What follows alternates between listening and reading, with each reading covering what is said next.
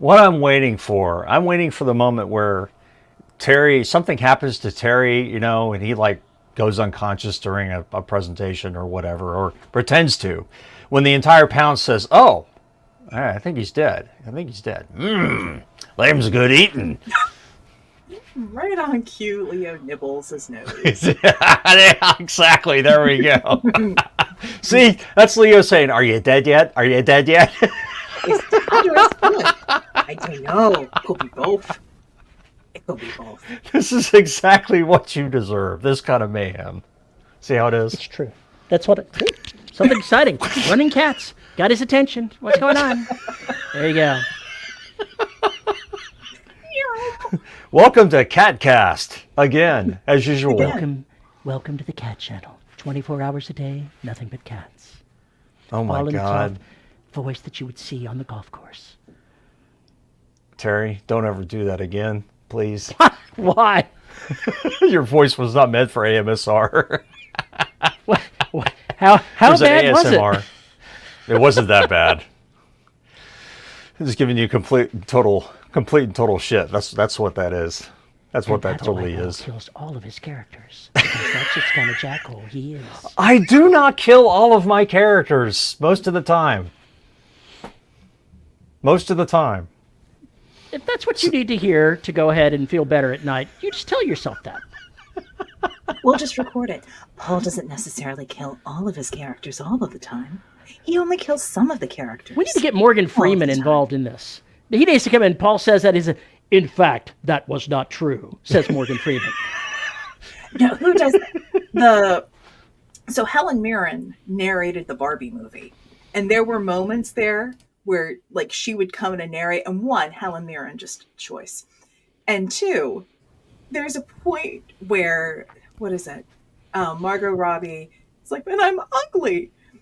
And Judi Dench narrates one of the Epcot rides. They mixed up. Helen Mirren comes in and goes, "In fact, it should be noted that Margot Robbie is the worst person to deliver this line." And then it cuts right back in. I wonder what Margot Robbie thought of that. I think she has a pretty good sense of humor, so. But. Antoine says he has 2 feet. I'm not really sure what that means. You going to rub them together for our amusement? Or to put us to sleep? Relax us? Did rubbing your feet together cause static? I just tell us if that's the case, Antoine. Depends on how hairy he is. I mean, come on. He could have those hobbit-ass feet, man. Rub those things together, they get all matted, twined, and then suddenly you got static electricity running through there. Is that like, taking a hairy dwarf and having them jump against a Velcro wall and stick or something? First off, that's redundant. There's no such thing as a non-hairy dwarf. Even the women are bearded, depending which universe you're in. Okay. If you True say statement. So. True statement. True. I wasn't referring to the mythical dwarves. Oh, well. I was referring to little people. I should have said little people. However, I'm of the age to where my brain went to the wrong place and I picked And that was the moment where they canceled DRS. My apologies to any little people who were offended by use of the word. We were going like the whole, the Tolkien Olympics here. But no. Oh. What is wrong with you people? Oh, wait, everything. Absolutely everything. Oh my God, this has gone on way too long. Howdy, folks, so welcome to another episode of the DRS podcast. Where we will offend every single person that's on this show or we will die trying. I've already screwed up. Another episode of the Dead Robot Society pod. I give up. I just give up. I'm Paul E. Cooley, the master of disaster here, apparently. And joined by my co-hosts, as always, Veronica Jagger and Terry Mixon. Woo-hoo. Hello. Have I offended you recently? If not, I will get to you shortly. Thank you for calling. Thank you for calling. You are number 12 in the queue for offense. Please hold. Someone will be right to you. All right, can we abandon this bit now before it gets really out of control? V, how the hell are you? What have you done of interest since last week? Oddly enough, from that voice, I actually did record telephony prompts. One of my cases. That is a thing. I did get paid for it. Yeah, there are a couple local businesses that I Press 1 if you just don't care. well, it's not. It's like, welcome to so and so. You know, did you know that you can now schedule your appointments online? For client services, press 1. And so forth and so on. To But, yell your problem into the void, press hang up. to speak with the operator, please press 0. We are currently closed thanks to a weather emergency. Yeah. Minor trivia of the day. Brett, is there any... You know what? I'm not even going to ask the question because the way I was going to ask it just opens it up to ambiguity. Oh, it just opens it up Howdy, for all Scott. kinds of weird stuff. Mr. Pond. Mr. Yes. Pond has arrived. Stand back, has. everyone. He has. And So- James Terrell so says yeah, he's far so- too tired for this. Join the club. Make it worse. Yep. So yeah, it's been recording and writing and slowly, like, I think this has been my first pseudo-normal week in terms of, like, expectations and schedule since May. And I kind of like it. I like this boring normalcy sort of thing. This is cool. I don't know how long it's going to last. I was going to say, how long is this going to last? Yeah, probably. I mean, the schedule will change by the end of October because bowling season will end. But yeah, I am.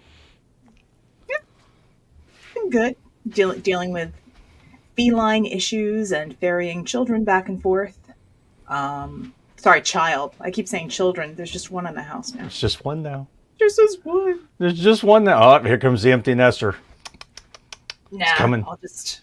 Empty nest is great. I'm going to fill the hole in my life with more cats. Oh my God.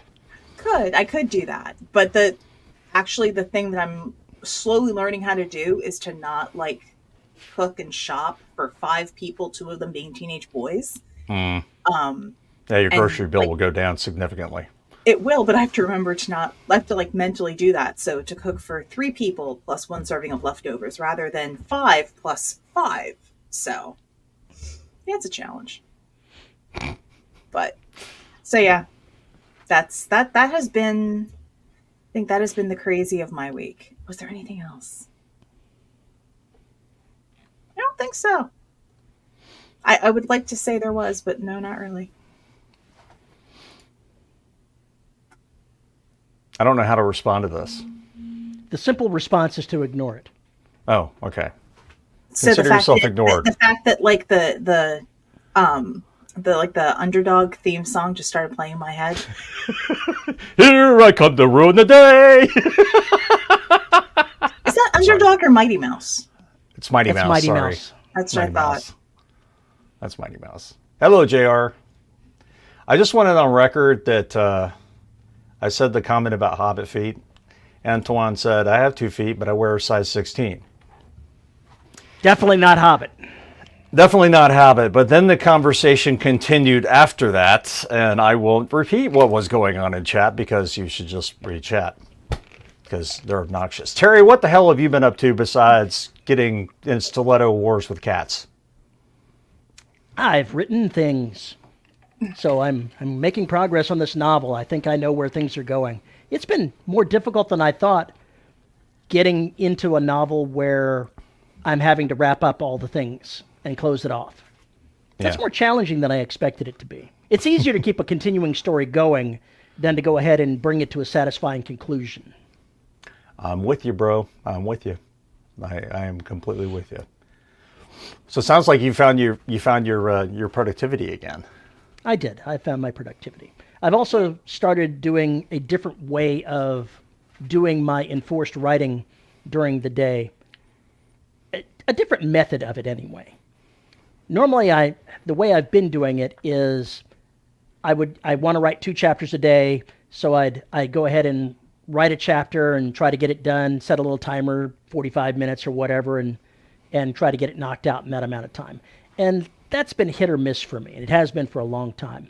So I've started going ahead and starting a timer and having it count up and saying, I'm going to devote 2 hours to this, and I have a coffee break in the middle. And that seems to be better because it doesn't have the same time crunch feel, and it doesn't make me feel constrained. The solution to some problems is lowering the wall rather than trying harder. So I've learned that about myself, and we'll see, that may be a way of lowering the wall for me. Okay, well, That's that's what Leo thinks anyway. I concur. I concur. Did he drop his stiletto? That wasn't him that got me. It was Dorian. Oh, Dorian. Hello, boy. Well, I have been working on the new book, and I'm 22,000 words in. Hey. And yeah, this is going to be interesting to see how I actually end up with the next 6,000 words, because it's going to be, I think, make or break for the book. I'm not worried about the last 6,000. I'm worried about this next 6,000. So I just have to kind of go through it and make sure I ratchet up suspense as much as I can. But that's a lot of words to go through. But I'm still having fun with it. I'll have an announcement next week or later this week. Or next week. Bleh. Sometime next week, hopefully on Labor Day. James says, Scott Sigler suggested using sand timers, and I'm starting to make some progress writing. Not that I've finished anything. See, I've tried doing that, and that's the whole countdown timer sort of thing. I found that I could do the same sort of thing with a chess timer. You can set it up to count down and whatnot, but you can also have it just count forward. And rather than counting down, I think is the key to perhaps switching things up for myself. Yeah, I know that's an ADD defense, and I kind of do something similar with that. I was going to talk about this earlier. I do what I do for an hour, and then I take like a 15-minute break, and I come back. And sometimes that 15-minute break turns into a 2-minute break because I do whatever I need to do and think, oh yeah, I need to go back there. But there's always 3 hours. No, not usually, but sometimes it's, oh, I got to take a nap. I got to think about this. So, but trying to get into that routine and is getting back in that routine. It's basically the routine I had when I was a smoker. I'd be very productive for like an hour, hour and a half, then I'd have to go take a cigarette break to think. That's how I've found that the 2-hour count up timing is working for me, because I can sit there and I can make it through writing a chapter, but then I've got to stretch my legs. I've got to get a cup of coffee. I've got to do something, and the timer still counts. It's still going. I haven't ended the time, so I'm still in the window. I set it for 2 hours, and that's the time that I want to get those 2 chapters done. And because it's still going, I'm like, okay, well, I've got to get back to it because the timer isn't stopping. Gotcha. Interesting. Yeah, that makes sense. I mean, sometimes it's just an experiment. You got to try things a little bit and say, how did that work? Yeah, we constantly say that on this show. If something's not working, try something else. If something is working, don't mess with it. Yeah. What'd you say, V? I was going to say, I guess I've done a combination of the two. Like, I have a limited amount of writing time, and it's just starts at this hour, ends at this hour, and I know approximately the word count that I want to get done in there, and I get it done. I've also done, like, the Pomodoro timers where it's, 45 minutes on, 10 minutes off, or whatever group. And Brett in the chat asked, why would sand timers be better? For some people, they need the tactile bit, and also there's no number on it. Yeah, it's inexact. So it's just a general idea, and it's different. It's something that's not. It's not numbers. It's a little more fluid. Terry's currently getting affectionately mauled by a cat on his chair. I still swear that every time you say Pomodoro, I keep thinking she's making little horsies every time she hits the mark. That's how this works. That's what for years. For years. That's what I thought you meant by that. But that was how I studied for my comps, and it worked because I needed to show progress, and it's not like I had a word count to do, but I could just say how many increments I'd done. But no, it's there. I think there are a lot of factors for writing and productivity, and like we say, at the base of it, whatever works, stick to it. Whatever doesn't work, push it off. For me, I think the reason that the countdown was causing problems is because it's a hard deadline. And as I got closer to it, if I wasn't there, then my brain would say, I'm not going to make it. I should just give up. I should just not worry about it. But counting up, there's no hard limit on it. If I go over, I've gone over. But I don't feel the time crunch the same way as counting towards zero, because that's how our brains are wired. Zero means you've run out of time. It's over. Dun, dun, dun. You have failed to disarm the slacker bomb. Then I become one of those M&Ms trying to disarm the bomb in the theater, and bad things happen. Glitter everywhere. Could somebody please disarm the bomb? Okay, Miss Piggy. Yeah, it was pretty good. You always have done a pretty good Miss Piggy. That was actually one of the M&Ms saying that. He says they're strapped to in the theater, they're all strapped to a rocket, and the one M&M is trying to cut the wires, and then somebody's phone is going off. It's like, why am I even bothering? He throws the thing away, and like, is somebody going to disarm the bomb? Because the one that's still tied to the rocket. Eminem's ad is nearly 20 years old. Are you fucking serious? I believe it. Probably. Oh my god. Oh my god, that's horrible. That is horrible. That's okay. Here's another fact for you. When you listen to these sitcoms that they have, all the people laughing, those laugh tracks were recorded back in the 50s, and you are listening to the laughter of dead people. All of the people that laughed are gone. Every single last one of them. Wow. Hey, David. Well then. That is scary to me. That is very, very scary to me. Isn't that kind of creepy? It is creepy. Now I'm going to have to just sit there and look for that and cringe every time. But I normally don't watch things that have a laugh track. Normally. Well, since I've got, and you've always got a release coming. Mm-hmm. It's ridiculous. And I've still got 2 that I know of coming in the next 6 months. So V suggested we talk about releases. Yeah. Specifically, bad things to do for releases. Yeah. So here's what prompted that. As has been mentioned multiple times, I started the whole narration and writing gig with the Secret World Chronicle podcast novel series, which has been sunset. The story's over, the books are done, and it was a podcast novel series. There are no interviews. After the first 6 episodes, there are no other voices except for mine. It is completely fiction. It is superheroes punching space Nazis in present-day Atlanta. I'm pretty sure that's still fiction. But every so often, I think that my email, because it was a podcast, it got onto some list that people can find these lists of folks who have podcasts. And every so often I get this email of, hey, so-and-so just released a book, and we think it would be perfect for you to promote on your podcast for an interview with the author. So hit us up at this email. And the one that I got this past week, they're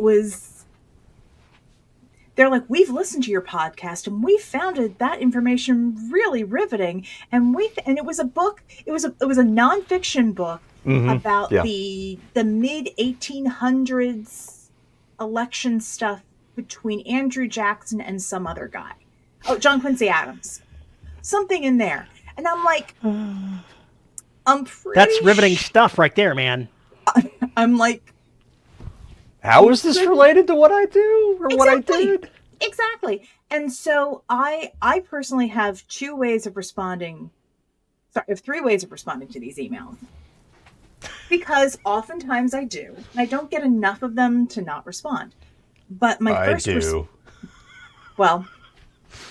my first response is, I think you're mistaken. Thanks for your email, but that's not what we feature. Best of luck with your book. And I leave it at that. If it's seems like it's like a promotion person rather than the author.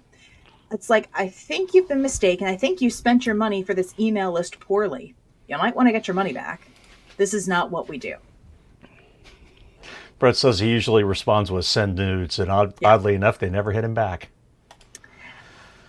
The third thing I do is, if it is a book that is coming out and has a female POV, I advertise my services. Gosh, we can't advertise, but however, have you thought about audiobooks? And I pitch them right then and there. Has it helped? No. Ow. Do people email? I mean, they might email me back, but it's what gets me is that people buy these, lists of emails, and then they just blindly send stuff out. And I'm like, one, if it's you as the author doing that, there's a better use of your time. Two, if you're the author and you've hired a publicity person to do that, and that's what they're doing, get your damn money back. Yeah, I agree. Because that's not going to get you any new readers or any good publicity. The best publicity, the best launch stuff that I've seen is when people spend the time and energy on building their communities. And then you use that word of mouth bit. And crochet hook. Brett, I did not totally ignore the bit with usually responding sending nudes, because unfortunately my email comes from my regular domain, and I fear I might actually get them. I don't need that in my life. No. No. Yeah, that would be bad. That would be very bad. No. We don't have streaming. Push our books on. No, we don't push our books as an ad on streaming. Mm-mm.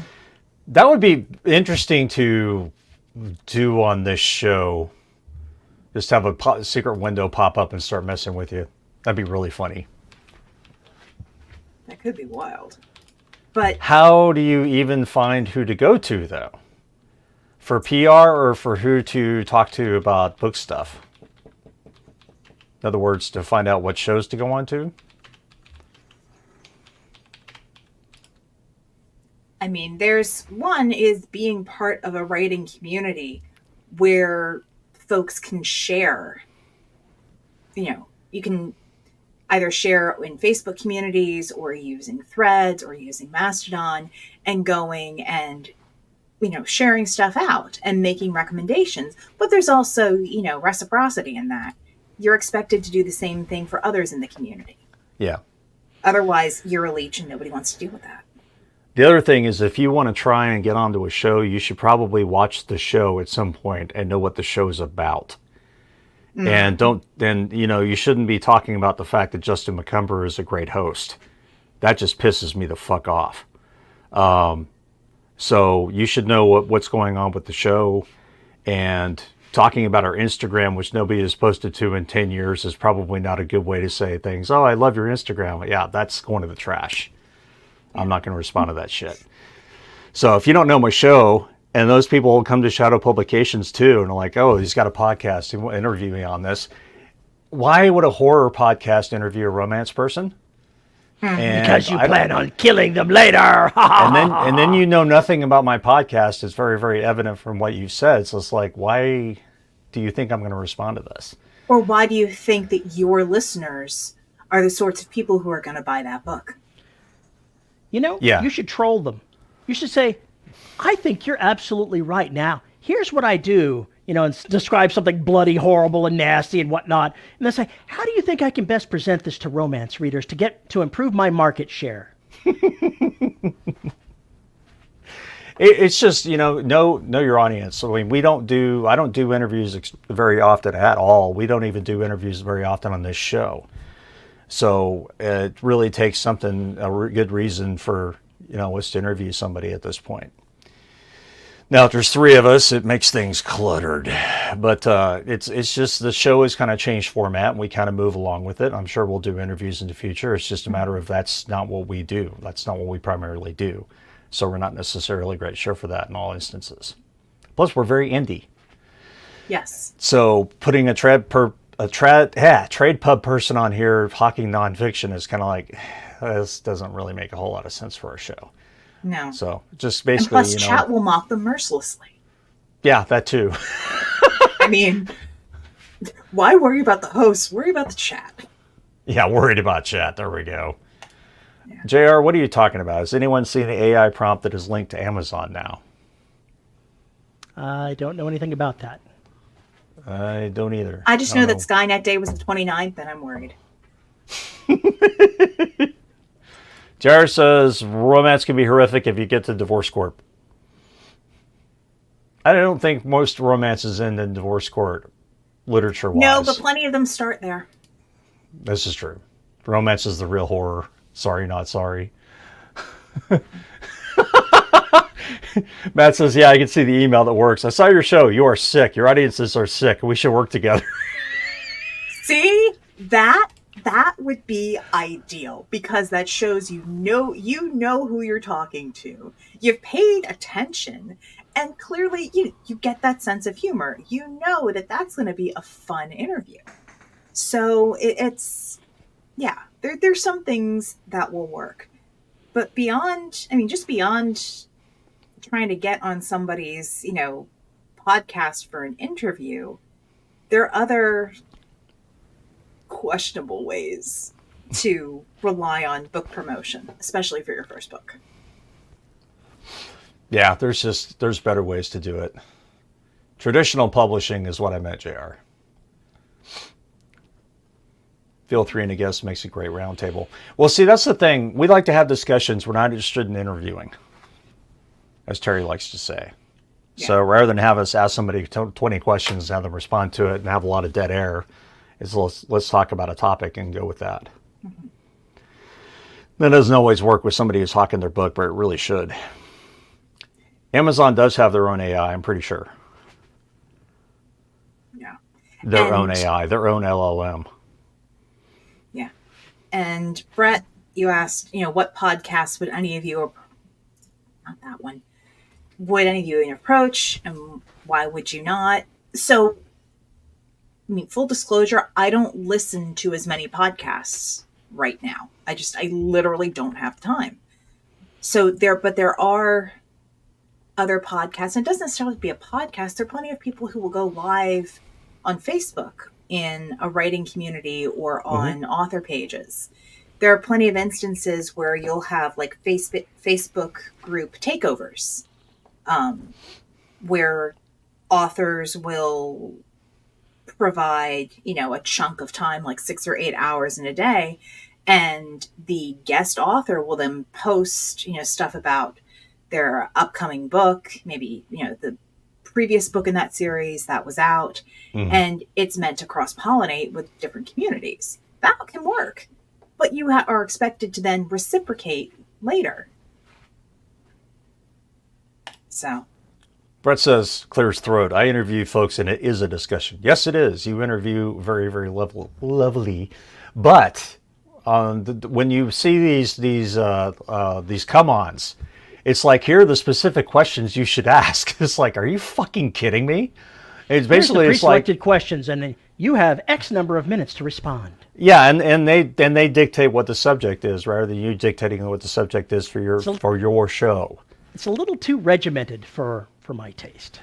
Yeah, I'm not throwing shade at any show that does it differently. Just saying we have a way we do things. I once told an interviewer that he was evil and I hated him over one of his code questions. Got the job and I still work with him. I've done that before. They figured out it was just my attitude. Brett says, that is my thing. I listen to 3-4 podcasts a week. And writer community, who are you selling to? What word are you trying to get out? Yeah, the writer community is actually a really shitty place to try and grab readers because What you should be doing in the writing community is figure out where people are going to get their readers. Because trying to sell to writers, I know from experience, hopeless. Don't even. Nobody has any goddamn money, and everybody is struggling to find the readers. I interview and it's pure shenanigans and chaos. Exactly. That's your brand. Whoops. I never get specific questions for my guests or to my guests. Yeah, I get that. James says AI today is extremely narrow in scope, but people tend to think of AI in a very different way to how it actually is, thanks to movie sci-fi marketing. I work with ML on occasion.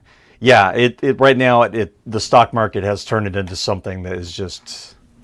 Will there be an AI bubble? Will it crash? Yes. Oh yeah, I think it's already crashing. Give it time. Give it time. What is writing community? That would be this. That would be y'all talking on chat. That would be y'all talking to us and talking to one another. That is a writing community at this point. It's a small one, but it is here. Mm-hmm. Yeah, writing community where everyone just wants to sell their books to everyone else. This is true. Biggest question remains, how do you launch something? Where do you go? Up. Sorry. Up. Who knows? This is a mystery. Okay, here's what I know doesn't work from experience. Doing nothing. That doesn't work. I'm in trouble. Yeah, pretty much. I do nothing. No, you have somebody doing it for you. No, not even that. Even with Empire Bones, I did nothing. You have a newsletter. You had a following of interested and invested people who wanted to see what you were writing and who wanted to get the next story. Yeah. That's literally all I had was the newsletter. I didn't have anything else. I didn't follow any of the fads and run out and try to advertise places or do anything like that. It just never worked for me. But you were also consistent with what you did. Yeah. And that's huge. Yeah, it is. And so I'm starting to use the mailing list now. It's not really making much of a dent, but I'll have to keep trying it. It takes time to build your mailing list. Mm-hmm. When I started, I think I created the list before I published Empire Bones, and it started with me on the day of launch of the first book. And I think I had a couple of hundred people sign up by the time the second book came out. And by the time things were really going, it was 5,000-6,000 people signed up. Yeah. And interestingly, even though I still publish stuff and talk about what I'm doing, I don't have people signing up for the newsletter anymore because my newsletter link isn't in the books that are with Variant Publishing. Right, and they wouldn't. So they don't click the link, they don't go sign up. So there is definitely a link to having links in your book to do it, and I put the links to the newsletter before the story and immediately on the last page of the story as well. Not the next page, the last page. And that made a huge difference. So not doing a newsletter, not doing a newsletter doesn't help. So doing a consistent newsletter, and of course, if you have 4 or 5 releases a year like clockwork, you have one a quarter to basically announce the new release, show some cat pictures, and move the fuck on.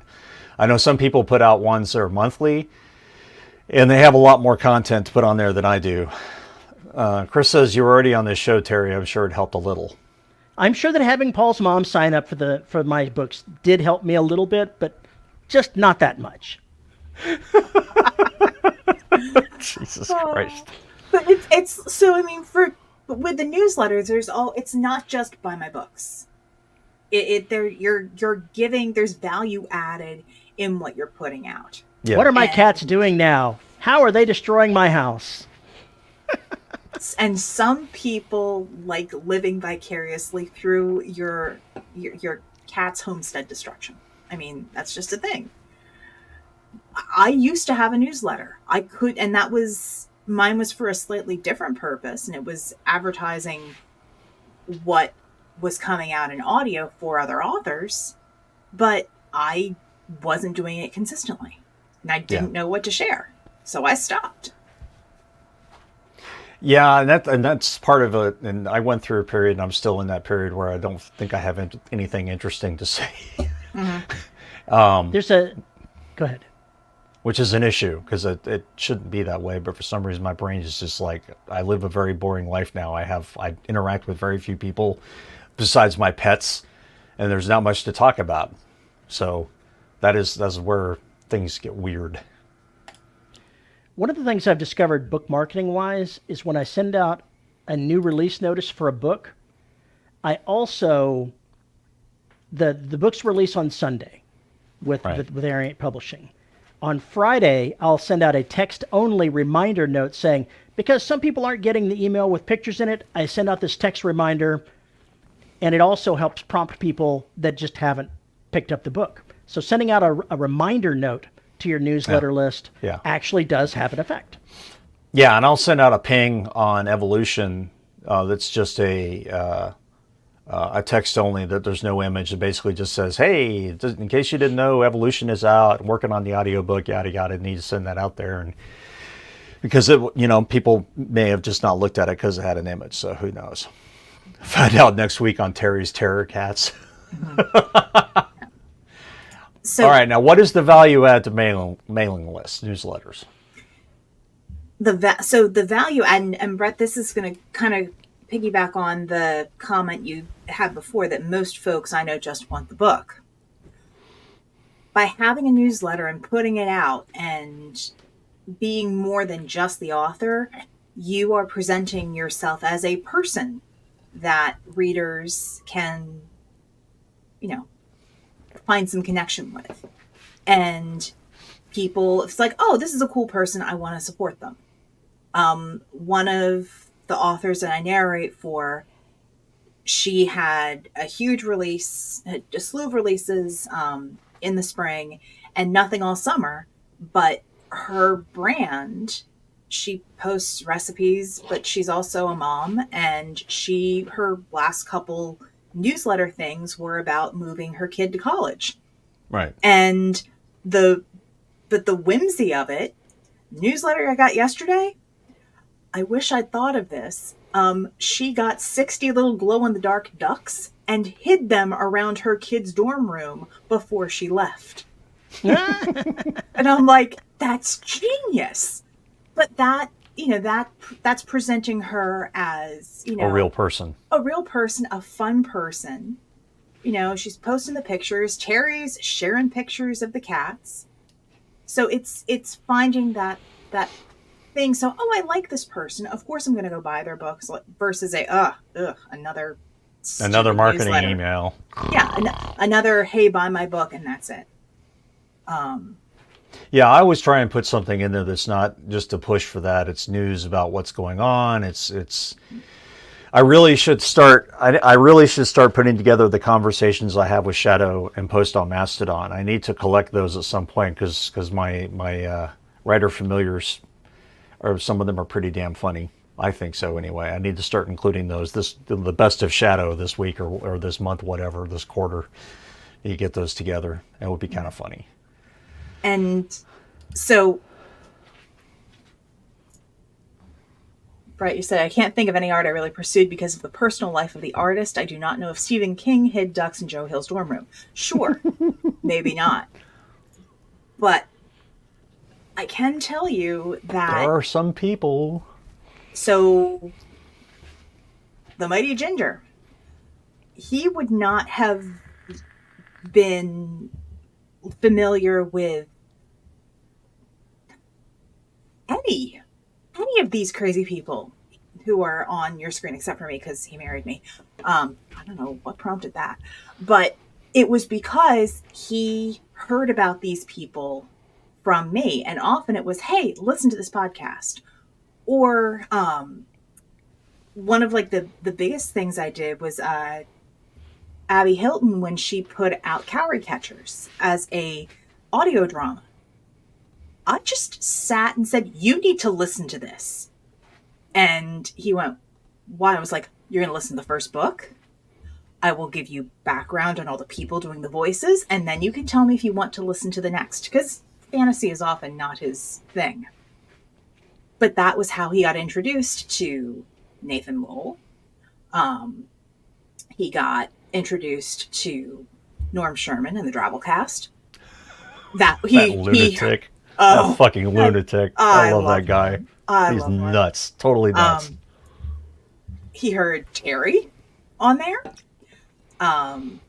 But there were so many like people, and I was like, oh, I've heard you before. What else do you do?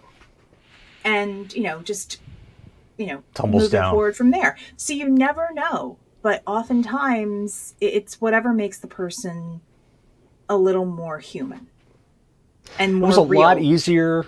And I think it's really an indie. It's very much of an indie thing. It is. And it was a lot easier when we were so incestuous with our podcasts, jumping back and forth because... Yes. Well, I mean, think about it. You do guest voices. I do guest voices on other people's podcasts. I'd write for other people as stories get out there. My name goes. People know of me. If not, they don't know my work. So when something comes out, sometimes it's like, oh, yeah, I remember you from the Scott Sigler, this, that, or the other, or because you did that voice for Jake Bible or John Miro or whatever else. That's a reader or listener that I've gotten from that crazy. And it happens more often than you think even now. But back then, we were trading listeners back and forth like they were disease. That's quite the analogy, right? And there. some of them were infectious.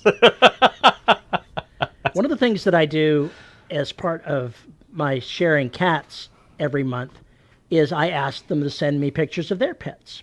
And then I respond to those as well. And that back and forth also helps build a connection.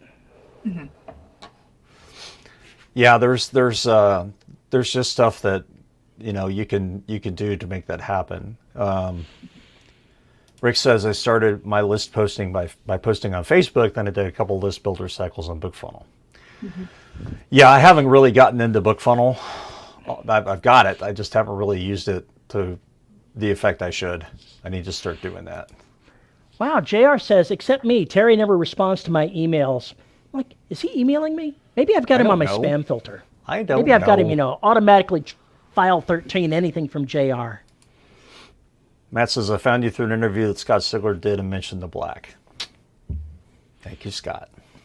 I will never forget. There was one Balticon. Is it Balticon? Yeah, this was like back before it moved to downtown Baltimore. Back in the good old days. Back in the good old days. And where we owned the bar. Well, here's the funny thing. I was terrified of everybody. I think I still am terrified of everybody. I was really, really terrified of everybody.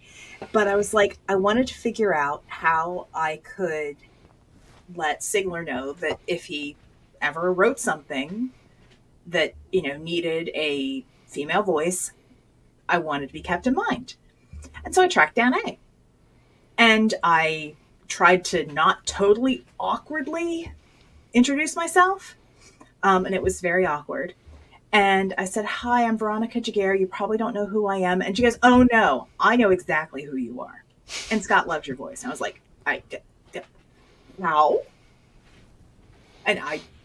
But it was because I had done little guest spots here and there. And it's just, I was a decent human being in, the community. And, the other thing is I talk about what other people do. Like, oh, this is so cool. You need to read it. Or you need to listen to this. And something, I know, Terry, you've done this in your newsletters, but you'll often talk about other authors that have books coming out. Mm-hmm. It's like, oh, by the way, I'm not releasing something, but this is coming out soon. And here's the gist of it. And maybe you'll like it. Here's the link. And that's just, that's good practice. It doesn't happen all the time, but it does happen occasionally. You need to start doing that in the newsletter too. Is basically talk about what you've been reading, what you've, maybe a mini review of, hey, I really enjoyed this movie because of blah blah blah blah blah. Say nothing else about it, and little stuff like that. Trading back and forth. And Matt says you found him through another's podcast. So again, how do you find who to go on to, whose shows to go on to? There is a podcast directory that Libsyn maintains that has a shit ton of podcasts, and you could go look for relevant stuff and then call down who goes to interviews. The other thing is to buy these mailing lists or lists, which from our experience, based on how we've been pegged, is what kicked off this whole episode, how fucking useless most of them are. So it's probably worth doing some active investigation on Libsyn directory or very narrowly focused Google searches to figure out which podcasts might be good places for you.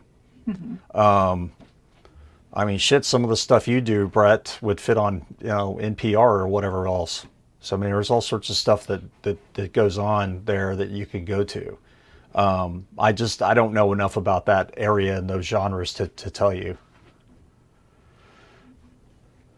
Matt says, it was from when I first started listening to podcasts. I picked a couple that were on Apple's podcast service, then found ones I liked and saw who they interacted with. It spreads from there. Yeah. Yeah. It's organic. It is organic. And of course, shows come and go all the goddamn time, or they're seasonal. Some shows basically are going to run for fall and spring, but will take off the entire summer. Quite a few of the fiction podcasts do that, especially the ones that are full voice cast. They'll take breaks for obvious reasons. But I think a lot of them are kind of like us, or weekly or monthly, primarily. But you just have to go look. I've been out of the game for a while. I'm listening to podcasts. There's really only two I listen to right now. So, and neither one of them is fiction. Rick says my newsletter is status reports on current WHIP, what I'm reading now, and a tidbit on what's going on in the indie business world, and closes with pictures of my shepherds. Simple formula. I like it. Yeah. Brett says, I'm not asking for my work. I have my content, I have my channels, I pimp stuff, but the question to you all is, how do you find folks like me for your work?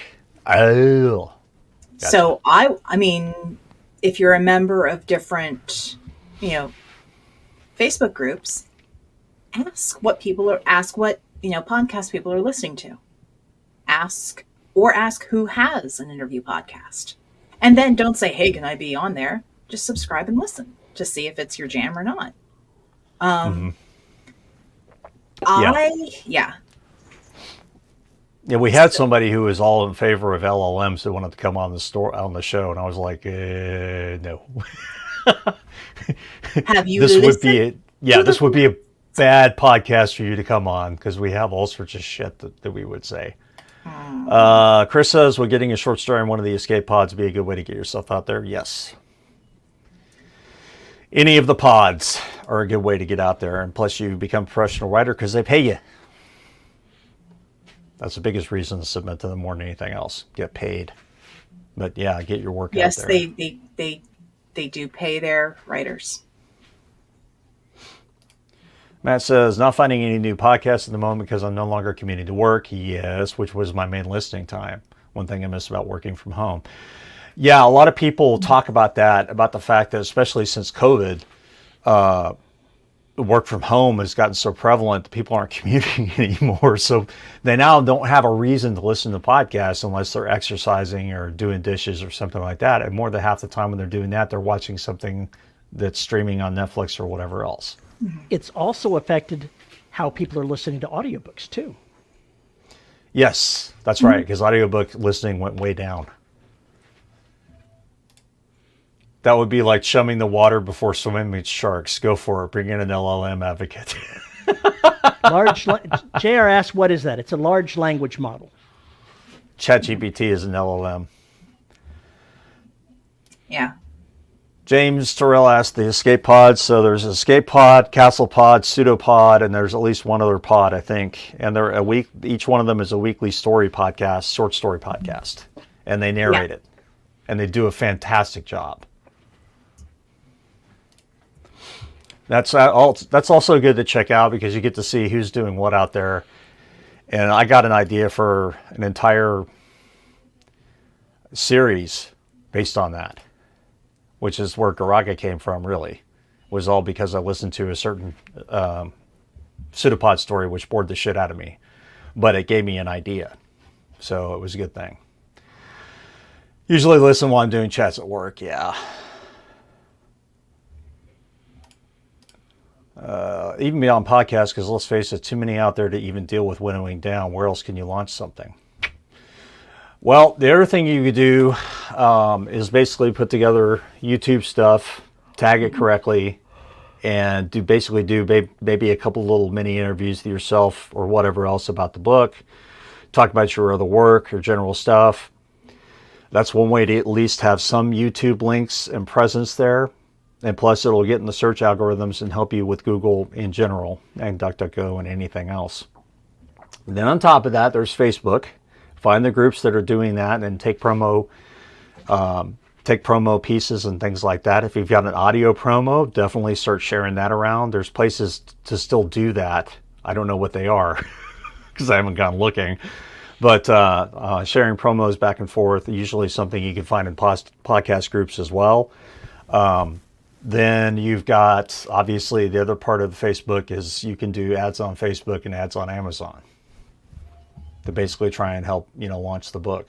And if you really have the money and a track record, you go to BookBub and you pay their outrageous extortion fee to get in there, and hopefully you'll sell 10 bazillion books to cover the fee it costs to get into BookBub.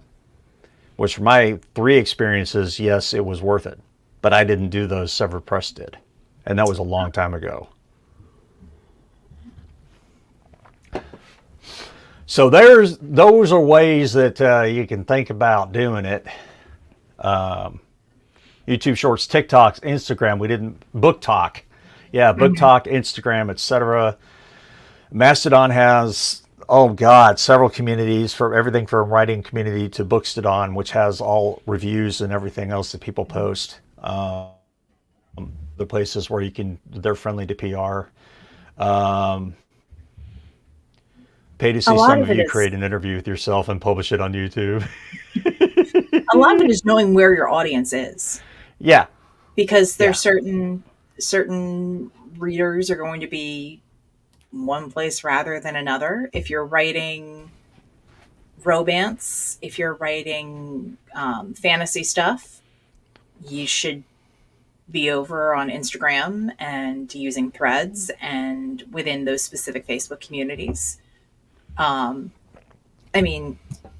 Okay, Xander, you mentioned memes. We can laugh about that, but that is a huge thing to do for those who are over on TikTok and taking whatever current trend is and doing it for their book.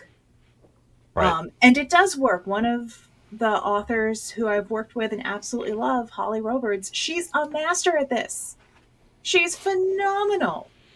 And I don't know what filter she's using when she's doing this, but she looks amazing while promoting her paranormal romance stuff.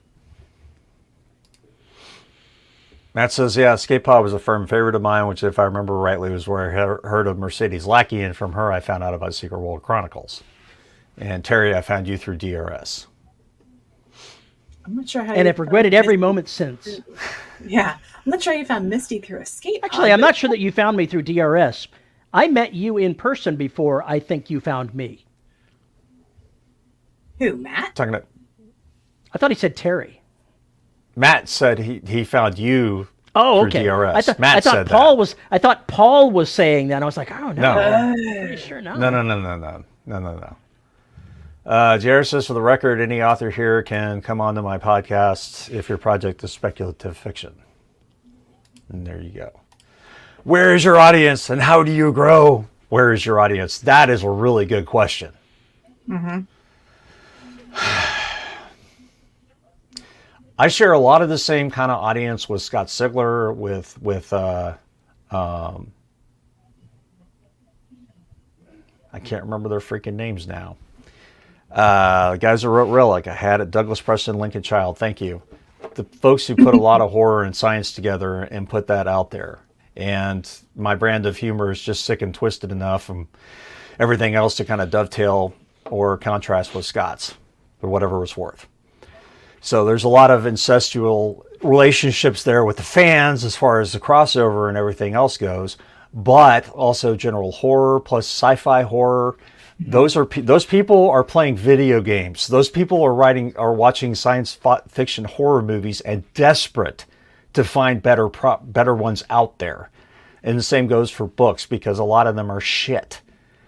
That's where those people are. They're in the Mastodon groups for horror books. They're in the Instagram, Book Talk, TikTok, whatever else you want to talk about. They're out there trolling right now to try and find new horror. So you got to know where they are and then how to approach them. And part of that is figuring out how to use tags to your advantage as far as tagging your work. I've talked about the fact that I constantly tag John Carpenter's The Thing with the black, because that's what really inspired that creature more than anything else. And people see the crossover immediately. Well, people who are fans of the Thing tend to really love the black. So I want to try and attract those folks, and I tag things accordingly. Does it help? I have no idea. I can't tell. But that's one of the things I try. The best thing you can do to get your book successfully marketed is to have Oprah recommend it. Brett says the current trend, TikTok dance videos. I want to see everyone here hawking their books with their sick dance moves. I'm going to do a little hula hula. Nope, I realized long ago that I do not have the bandwidth to keep up with TikTok. It was just like, you know what? It's there. If I can I can do Instagram, no problem. Which means I can probably do Threads, no problem. But it takes a lot of mental energy because you're constantly trying to create content. So maybe you should go ahead and take one of the videos of the breakdancing Olympics productions and voice over that as them reading your book while they're doing their breakdancing. Oh my God, no. So one of the things that I've seen on social media is someone taking, and it's usually been like a romance book, like A Court of Thorns and Roses, and then the caption will be, my boyfriend who improvs, character voices found my copy, and then he starts reading some of the smuttier scenes in like Mickey Mouse's voice, or in Peter Pan's voice, or in Donald Duck's voice. Or Miss Piggy. Or there you go. And so that's I'm not sure if that's a good way, but that's less about promoting the book and more about promoting their ability to Kermit. Yeah. Plus, let's face it, I had a shoe-in, and what launched me anyway before the black was The Street, because it was so outrageous that people were passing it around like heroin. So that it really did a lot of damage to everything. And that was all because of Twitter. That was all because of Twitter before it became a toxic cesspool dump. And also because of how incestuous the podcast community was back then, because that story just got handed out. It was awesome. I wanted Terry to read passages of the black as Miss Piggy. Thank you, Rick. This book has bacon! Bacon everywhere! Bacon's not the worst thing. Your head gets cut off and fried in a frying pan. Oh, but what about frog legs? That's a completely different story. Piggy's in the first one. That's all I'm going to say. That's all I'm going to say. What about the Fraggles? That's a different story, too. I know.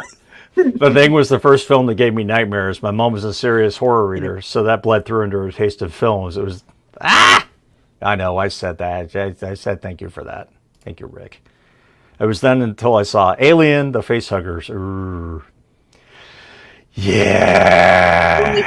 And I'm not a horror film aficionado, but there are two films that have given me like honest to God nightmares, and I'm a very vivid dreamer, so I remember most of my dreams. And that's Event Horizon and The Ring. And Japanese or American? American. So it could have been worse. Yes, it could have. And it was enough to like in both cases wake up with a full panic attack and not be able to get to sleep. Like get back to sleep. Yeah, like I said,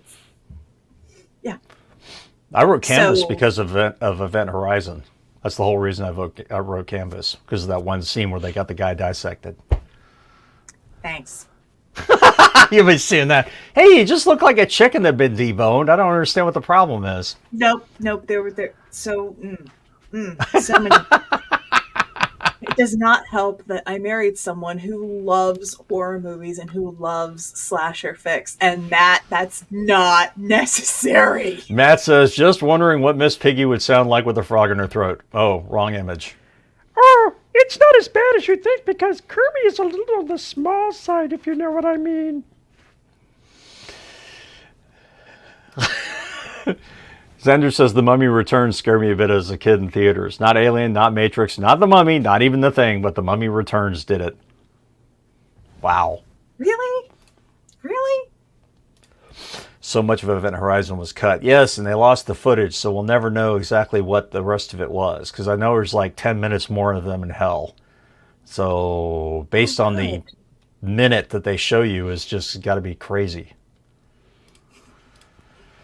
Things I did not need to know today. Kermit is not hung.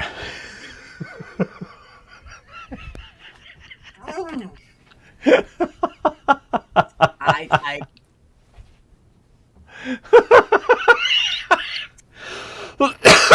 You really got no response to Kirby, that. I've got to be somewhere. On that note, if you have a question or comment about this show, you can send an email to show@deadrobotsociety.com. You can find me on Mastodon at Paul_E_Cooley at VYRSE.social. You can find us on Facebook at the Dead Robot Society Writing Community, where we mingle all the madness. And you can find us on YouTube at youtube.com/DRS Podcast, where we are live every Saturday, just about, from 3 p.m. CST. Like and subscribe so you know when we're live. And if you'd like to support the show, you can find us at patreon.com/DRS Podcast and buymeacoffee.com/DRS Podcast, where for as little as $1 a month, you get access to exclusive live shows like the one we are doing in 9 minutes and 50 seconds. And at the $10 level, you get your names read. And our $10 patrons are Juan Valentine, welcome Juan, James Tyrell, Nate Cosby, Antoine Batts, Tony L. Joy, Rick Shaw, Lisa Slack, Isabel Cushy, and Tim Niederreiter. Thank you to all of our patrons for making this show possible. Bye, And with that, everybody. we need to get out of here. people. Thanks for being interactive today. Hope you enjoyed the show, and we will see you next week. Here's the part where I click end stream.